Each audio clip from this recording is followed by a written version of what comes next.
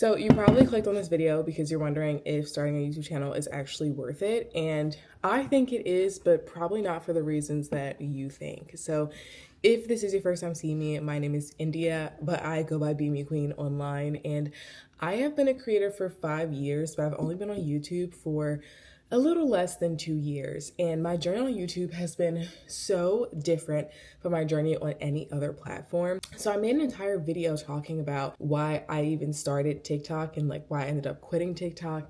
And in that video, I talked about how I got it into becoming a content creator. And I basically became a creator on accident. It wasn't something that I ever planned to do. I was in school studying to be a biomedical engineer, and I was in graduate school. I was very lonely. I didn't have any friends, and I just wanted to connect people online.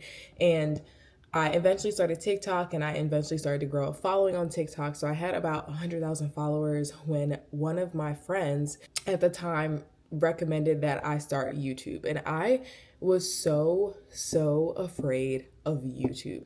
Now, I was posting multiple times a day on TikTok. I was posting on Instagram. I didn't think that I had an issue with putting myself out there and putting myself online, but for whatever reason, the idea of starting YouTube was terrifying to me.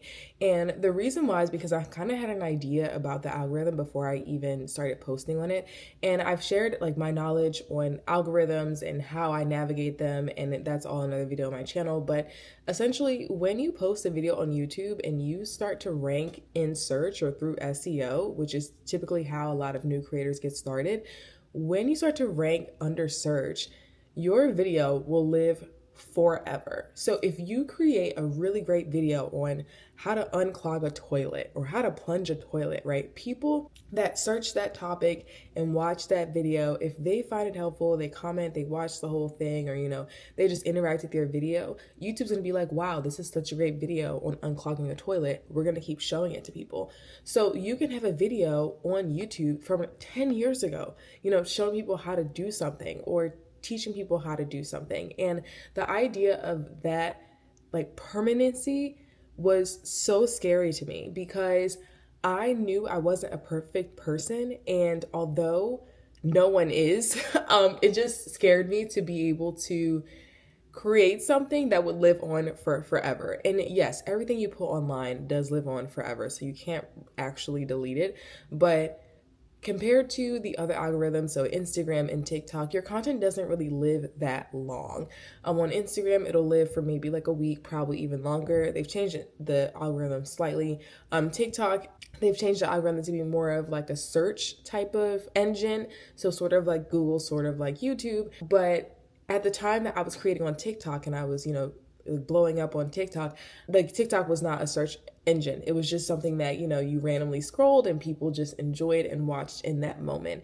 And I was just so terrified of YouTube because I didn't want to look back on my YouTube videos and be embarrassed about that stage of my life. To me, it was kind of like having all of your like middle school embarrassing moments online. So if you think about when you're in middle school, like how you wore your hair and how you wore your makeup and just what you looked like, even like your high school prom photos, right? Like you look back on it and be like, oh my gosh, like why did I even think that was cute? Like why was I like so happy about this, because it like this, your style has changed, you become a different person and you've just changed overall. And I think posting on YouTube really scared me because I was afraid of people seeing my growth over time. But what I have learned is that people really don't care about perfection. They care about connecting with other people.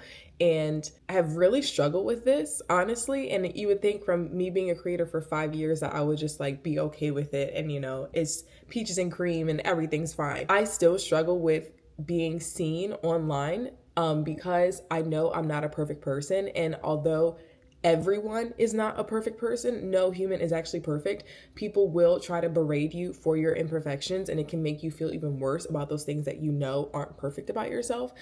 So when my friend was like, you should start YouTube, I was like, I don't really know, like I'm so scared, I just don't think it's a great idea. But she made a lot of valid points that I was like, okay, maybe I should just start it and like see how it goes.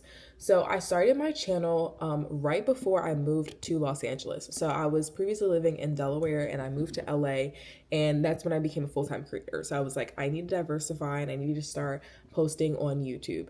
And when I started posting, I tried so hard to make my videos to be perfect because, again, I didn't want anyone to see that I was an imperfect person. So I would do so many things to try to get my videos to be that like top tier studio level professional where, you know, I had great audio, great lighting, and honestly, of the lighting and the audio were not even great. Like, I watched a few of my videos the other day and I was like, this is terrible.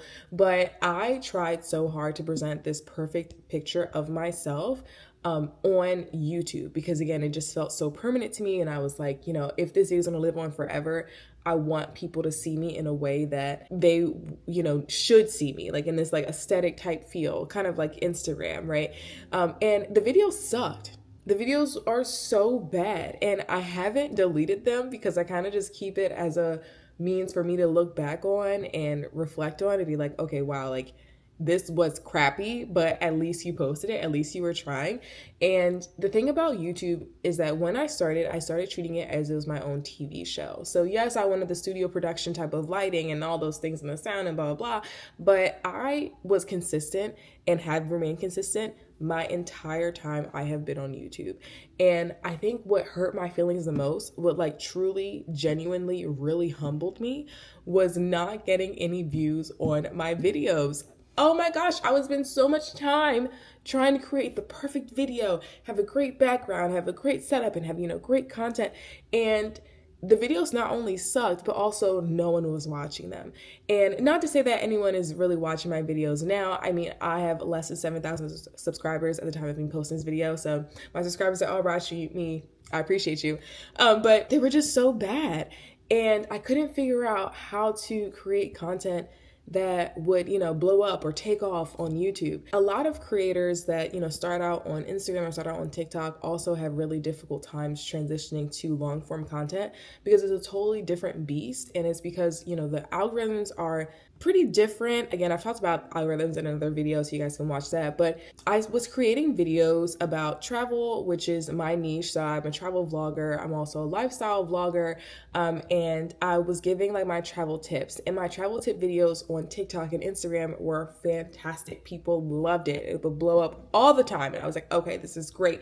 And then as soon as I tried to create those videos on YouTube, immediate flop. Oh, it was terrible. I would be like, it's the same content. Like, why is this not doing well? Like, why am I not progressing? And I got really caught up on trying to fix those little minor details that I thought were, you know, that this is the reason why I'm not, you know, getting views. This is the reason why. And there were things that were just stupid, honestly. Like, yes, you need great audio, but it's really not the audio what draws people in. It is how you tell a story. And it's taken me literally almost 2 years to figure that out, being here on this platform. But within the last 4 months, my journey on YouTube has drastically changed, where I and now have a totally different outlook. And I also really just enjoy being on this platform. Like, it is so different from any of my other platforms, and I love it so much. So at the start of the summer, so summer 2024, I was like, you know what? I'm just gonna have fun with YouTube. Like, people aren't watching my videos, so I'm just gonna keep acting like nobody's watching. And I'm just going to post whatever it is. And it's so funny because when I got started on TikTok and on Instagram, I was posting like nobody was watching. Like, and they said, like, dance like nobody's watching, you know, sing like nobody's listening. Like, I was just doing that on my other platforms, but for whatever reason, I wasn't doing that on YouTube. So in the beginning of the summer, I was like, I'm just gonna post whatever I want. You know, I'm just gonna do whatever. I'm just gonna have fun with it, and I'm just gonna post. And it made my travel vlogs so much more fun to create. So I had gone on a tour through Asia in the beginning of the summer, and at the end of the summer, I had gone to Europe. And in between that, I was also vlogging just like my life in LA, which is where I live now. And it was so much fun. People say all the time to, you know, romanticize your life and appreciate the small moments and be grateful. And it sounds so cliche, and it's so annoying when you don't want to hear that. Like, you just want to, you know, have a successful platform. You want to do all the other things. Like, you just want to be at the end point already. And that's how I felt all the time. But then when I started vlogging, like, my life in LA, I was having so much fun with it and figuring out like how can I make having my morning cup of tea look interesting, or how can I get an interesting shot for my vlogs, me walking through the neighborhood. And I'm a solo traveler, so whenever I am traveling, it is literally just me behind the camera, just running the whole show, doing all the shots, doing everything, right? And because of that, it makes it a bit harder to get cinematic shots if you don't have all the equipment, if you don't have all these things, and you don't have people helping you. But for me, it just allowed me to be even more creative, where I have propped my camera up on the most random objects just to get the best shot, or just to like have a really great angle. And what's really fun about it, especially when traveling, is that people see me with my camera, they're like, oh my gosh, are you a YouTuber? And I'm like, yeah. And even though I don't have a large following, like I said, I have less than 7,000 subscribers, just meeting people in real life that are excited about your YouTube channel and see someone in real life, being a YouTuber, is just so cool. And most people are very okay with it. I think a lot of people are afraid of like shooting in public, but my confidence has skyrocketed since I have started creating on YouTube. Because when you're creating, for TikTok or Instagram, you just have your phone, you can really fake it and make it look you're on FaceTime with somebody, or, do whatever. But when you have a camera, like, people know that you are creating content, that you are doing something that is a little bit different than what everyone else is doing. And it starts a conversation, and it's not ever weird. Like, I haven't had anyone say weird or mean things to me when I've been vlogging in public. Of course, I do like respect people's privacy, and I will blur out their faces if they happen to be in the background, or I will like try to remove myself and be like in the back corner so no one is in the background, and I'm not like, revealing anyone's identity who doesn't want to be online, because I totally get that, people who don't want to be online at all. But it's just allowed me to be so much more confident and just live life without caring, like as if no one is watching. It's just something that I feel so liberated doing, and I didn't previously feel that way when I was kind of trying to create those perfect videos. And a few weeks ago, I actually went to New York City to go to CultureCon, and I vlogged it, so that's on my channel. But I met people that have been following me online, so from my Instagram, from my TikTok, and from my YouTube. And I ran into so many people. Like, I was talking to people all day long, the entire weekend, and people who follow me, who liked my content, enjoyed my content. And everyone was so nice and so kind, but I could tell that the people who followed me from YouTube were like my people. Like, they were like, oh my gosh, you did this thing the other day, and I just thought that was so funny because I just think the same way. And like, I don't cook either, and it's just like hilarious. And it's not to say that people on Instagram or TikTok don't follow me or don't, like my content, but they just see a totally different side of me here on YouTube as opposed to on Instagram or on TikTok. And people always talk about like, oh, YouTube is like your community. YouTube is your community. It is so, so true, because for people to be engaged with your content, they have to actively decide to watch it every single time you post, so people only watch your content, if they are invested in you, like in whatever it is you're talking about, whatever it is that you're teaching them, or you're showing them, or you're just like taking them on this journey. And speaking of journeys, I actually started my own journey here on YouTube. So I decided that I was going to learn tennis. So in college, I played field hockey. I've been an athlete my entire life. I mean, I've played like all the sports with a stick. So I was like, when I moved to LA, I quickly realized that field hockey doesn't exist on this side of the country. Don't know why. But I was like, okay, I want to play a new sport. I want to be competitive. I want to be active. So I decided to play tennis, and I've been taking lessons, and I've been vlogging it here on YouTube, and it is just so much fun to vlog. First of all, my tennis coach gets so excited when I pull out my camera, because he's like, oh yeah, you need to get like this angle, you need to get this shot, you need to do this. But also it helps me with my actual tennis, because I will go back and watch the footage back when I'm editing and be like, okay, now I understand what I'm doing wrong. Okay, now I get it. Like, this is what I should be doing. Like, okay, I did this wrong. I need to practice this in my next lesson.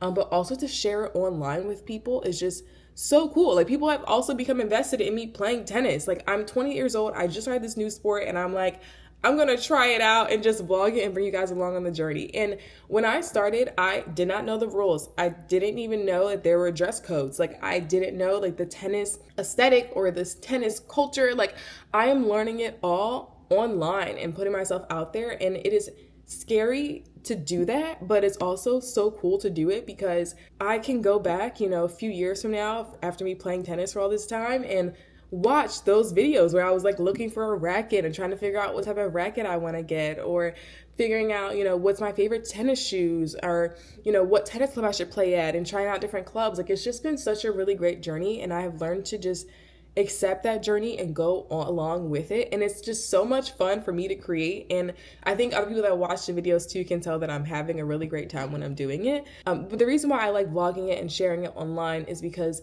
as an adult, there are very, very few opportunities where you are learning a new skill. Like, once you get out of college, once you get your job, and once you start working every day, like, you pretty much have the same life every day. Like, it's the same thing all the time. And there are a few opportunities when you were learning something new or challenging yourself, like learning a new language, learning a new sport, or just picking up a new hobby. Like, through my tennis vlogs, I wanted to show people that, like, you can just pick up something and try it. And if you don't like it, you don't like it, but at least, like, you try something new and you're challenging yourself. And you also are challenging your brain, like literally creating new neural pathways for your brain, because you're doing something that is totally new to you.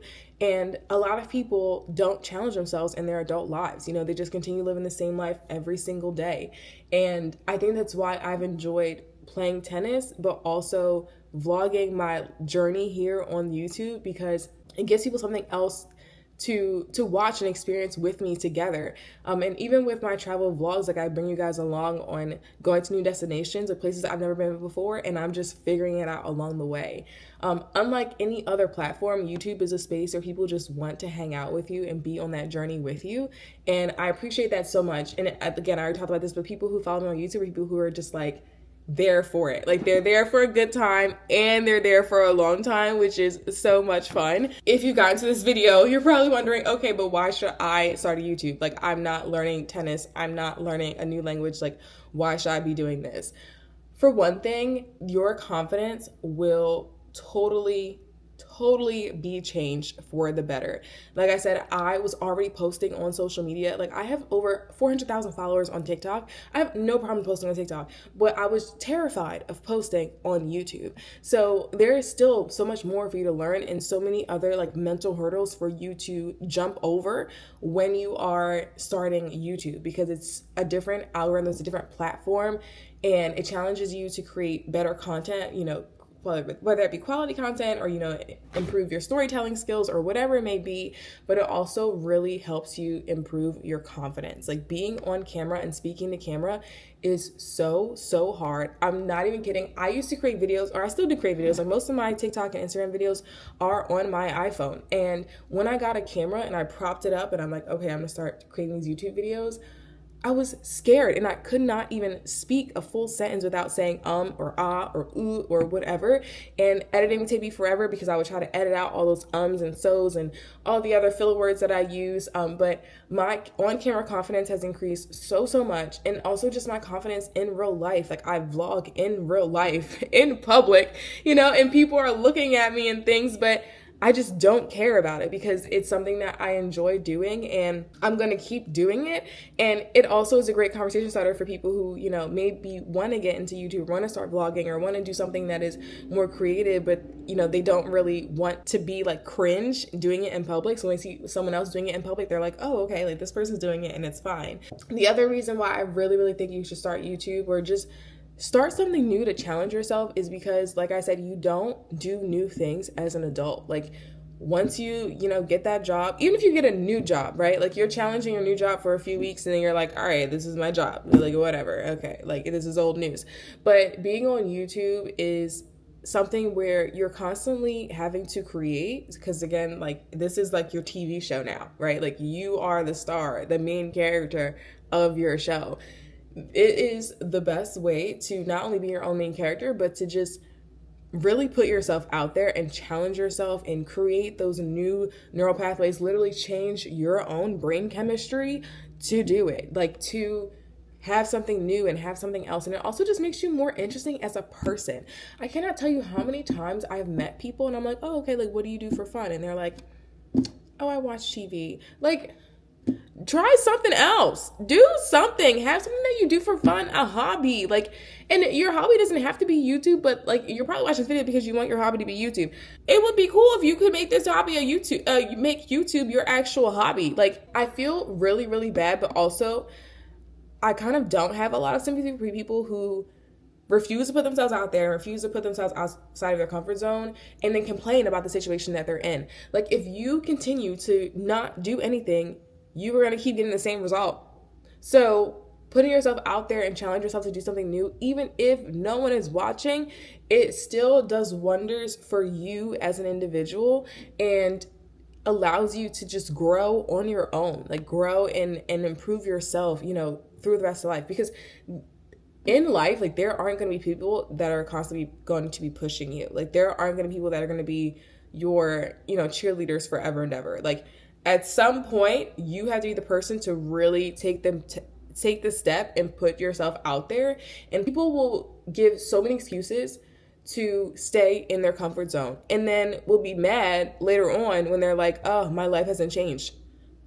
Well, you haven't done anything, babes. Like, challenge yourself, put yourself out there, try something new. And if it flops, it flops. Oh, well. And what's crazy about creating online specifically is that when you first like post that video, you're like, oh, I don't want to be cringe. I don't want people to see this. I don't want anyone from my high school to find this, or from my job to see this. But then, like, once you get over that hump and you actually post that first video and then nothing happens, right? You're like, oh, actually, I want people to see this video. Actually, I want to get better so that more people are watching this. And more people are paying attention to what I have to say, so that more people are actually invested in this because I have something important to say. And everyone has their own unique story, which when I posted that my like I quit TikTok video, I was like, you know, it is what it is. I doubt anyone's going to watch this. And a few weeks later, I then met people in person at CultureCon, and they were like, I related to that video so hard. And for me, I'm like, no one's going to relate to this. Like, I live like a totally different life than most people. You know, I'm a travel creator. I have a PhD in biomedical engineering. Like, I left my job to be a content creator, and now I travel and I get paid to travel, and like, no one's going to care about this. So whatever. And I just posted it. And as it turns out, so many people could relate to different parts of that video. They were like, wow, this is nuts. And it blew my mind because, again, I didn't think that it was relatable at all. But it was really important for other people to see, and has impacted people in other ways that I would have never expected. And you can't actually impact people if you don't put yourself out there. Like, if you don't try, if you don't share your story, if you don't share anything about yourself. Like, I am just so passionate about this topic, and I didn't think that I ever was going to be passionate about YouTube, to be totally honest, because, again, I was just so afraid of it. And I didn't think that there was really much for me to do as a TikToker. Like, I had, like, in my mind, I labeled myself as this TikToker girl. And now I don't really label myself as anything. Kind of just like a travel influencer or travel vlogger or lifestyle vlogger. But YouTube has really allowed me to really get out of my own mindset and to grow in new ways that I would have never experienced if I hadn't gotten on the platform in the first place. So if you are someone that is like, I don't really, like, you made great points, but I don't really know where to start. I don't know what to do. I don't know how to get into this. I do have a creator course in my description box, and I teach you like how to come up with new ideas, how to create content that aligns with you, how to even pick a name, how to create a media kit, how to then start to get paid for it, how to post, like all these things. Like, that was all in the creator course, which is in the description. But I hope that you took something from this video, and that you hopefully get the courage to actually post for yourself, because it is so liberating and just so challenging. But everyone needs a new challenge in their life. So I hope you guys did enjoy this video, and I will see you in the next one. Bye.